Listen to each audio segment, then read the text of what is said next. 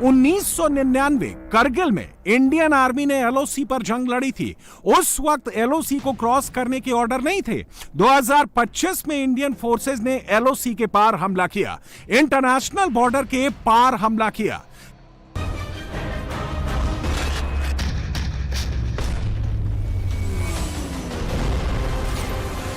छब्बीस साल पहले करगिल की चोटियों पर इंडियन आर्मी ने तिरंगा लहराया था।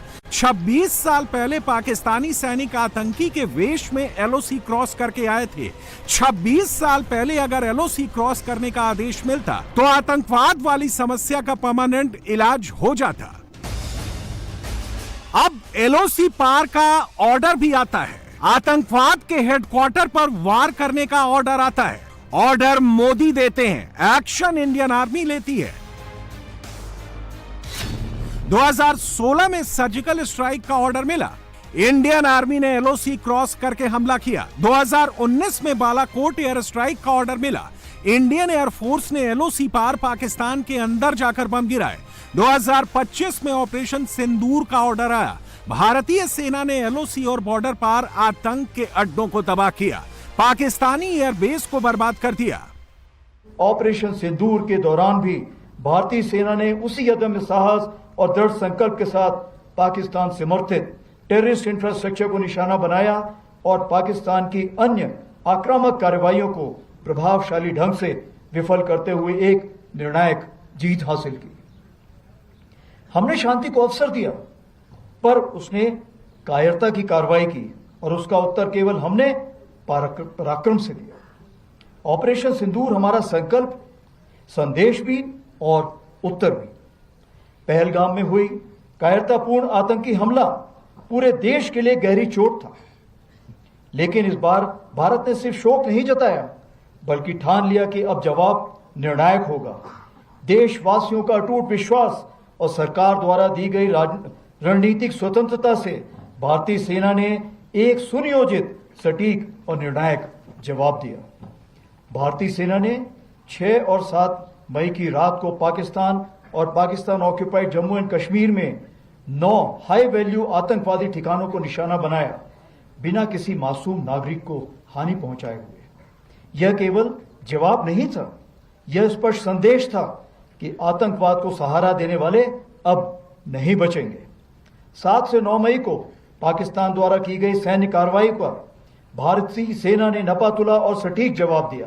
हमारी आर्मी एयर डिफेंस एक अजय दीवार बनकर सामने खड़ी रही, जिसे कोई ड्रोन या मिसाइल भेद नहीं सका। यह सब होल ऑफ नेशन अप्रोच के अंतर हुआ, जहां थल सेना, वायुसेना, नौसेना और अन्य सरकारी और प्राइवेट डिपार्टमेंट्स सब एक साथ मिलकर खड़े हुए, जिसमें एनजीओ भी शामिल थे। जो भी शक्तियां भारत की संप्रभुता, अखंडता या जनता को क्षति पहुंचाने की योजना बना रही हैं, उन्हें करारा जवाब दिया जाएगा और आगे भी दिया जाएगा। यही भारत देश का न्यू नॉर्मल है।